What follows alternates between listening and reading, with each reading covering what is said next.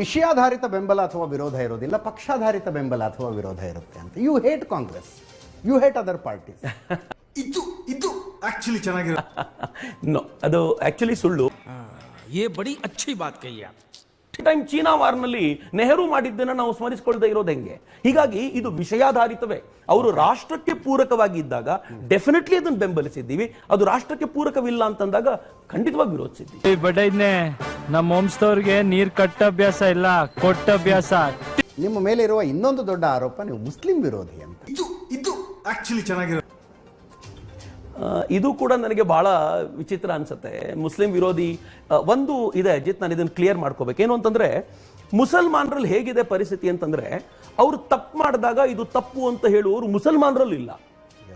ಅವಾಗ ಯಾರಾದ್ರೂ ಹೇಳ್ಬೇಕಲ್ಲ, ನೀವು ಮಾಡ್ತಿರೋ ತಪ್ಪು ಅಂತ ಮತ್ತೊಬ್ಬ ನಿಂತ್ಕೊಂಡು ಹೇಳಬೇಕು.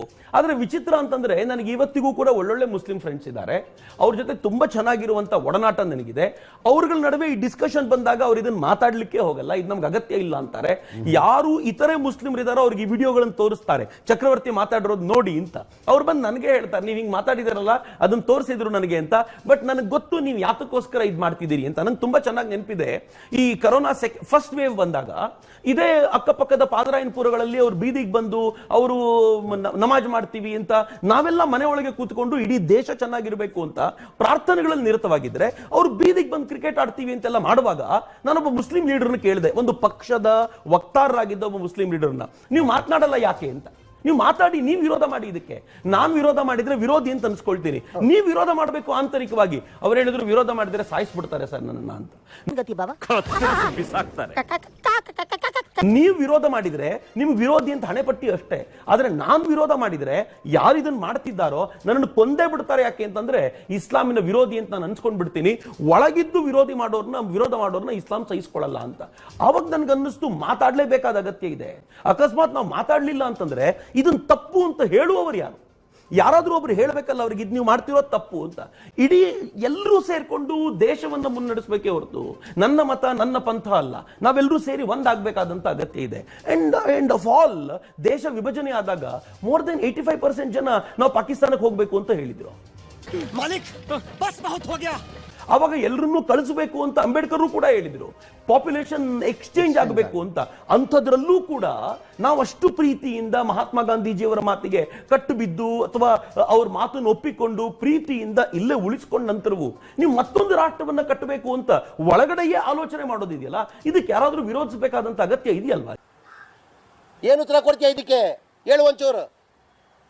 ಸಾಮಾನ್ಯ ಮುಸ್ಲಿಮರ ಅಲ್ಲಿ ಆ ಥಾಟ್ ಇಲ್ಲ ಅಂತ ನನ್ನ ನಂಬಿಕೆ. ನನಗೂ ಇತ್ತೀಚಿನ ದಿನವರೆಗೂ ಹಂಗ ಅನ್ಕೊಳ್ತಿದ್ದೆ.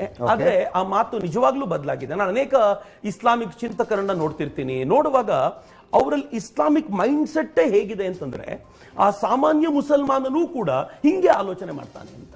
ಅವನು ಪ್ರತಿಯೊಂದು ಬಾರಿ, ಉದಾಹರಣೆಗೆ ಸೈತಾನನಿಗೆ ಕಲ್ಲು ಹೊಡೆಯೋದು ಅಂತಿದ್ರೆ, ಸೈತಾನ ಅನ್ನೋದಕ್ಕೆ ಡೆಫಿನೇಷನ್ ಏನಿದೆ?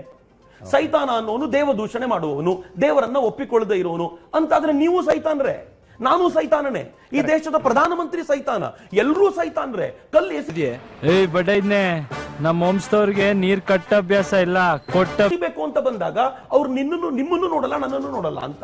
ಅಂದ್ರೆ ಎಲ್ಲೋ ಒಂದು ಕಡೆ ಈ ಬಾಂಧವ್ಯ ಅವರಿಗೆ ಅರಿವಾಗುವಂತ ಸ್ಥಿತಿಯಲ್ಲಿಲ್ಲ. ನಾನು ಸುಮ್ಮನೆ ಕೇಳೋದು ಯಾವಾಗ್ಲೂ, 4ನೇ ಕ್ಲಾಸು 5ನೇ ಕ್ಲಾಸಲ್ಲಿ ತುಂಬಾ ಕ್ಲೋಸ್ ಆಗಿರುವಂತ ಹಿಂದೂ ಮುಸ್ಲಿಂ ಗೆಳೆಯರು, ಅವರು PU ಬರ್ತಿದ್ದಂತೆ ಸೆಪರೇಟ್ ಆಗ್ತಾರೆ, ಆ ಮುಸಲ್ಮಾನದ ಗ್ರೂಪ್ ಸೆಪರೇಟ್ ಆಗುತ್ತೆ.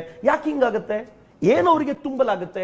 ಎಲ್ಲಿ ಈ ವಿಚಾರಗಳನ್ನು ತುಂಬಲಾಗುತ್ತೆ ಅಂತ ಯೋಚನೆ ಮಾಡುವಾಗ ನನ್ಗನ್ಸುತ್ತೆ, ಪ್ರತಿಯೊಬ್ಬ ಮುಸಲ್ಮಾನನು ತನ್ನನ್ನು ತಾನು ಆಲೋಚನೆ ಮಾಡ್ಕೊಳ್ಬೇಕಾಗಿದೆ, ಒಂದ್ಸಲ ಒಳಗಿಳಿದು ನೋಡ್ಕೊಳ್ಬೇಕಾಗಿದೆ ಅಂತ ನನ್ಗನ್ಸುತ್ತೆ. ये बड़ी अच्छी बात कही आप.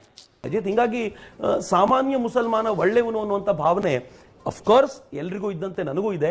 ಆದ್ರೆ ನಂಬಿಕೆಗಳು ನಿಧಾನವಾಗಿ ಕಳೆದು ಹೋಗ್ತಾ ಇದೆ ಅಂತ ಭಯ ಆಗ್ತಿದೆ ಅಷ್ಟೇ.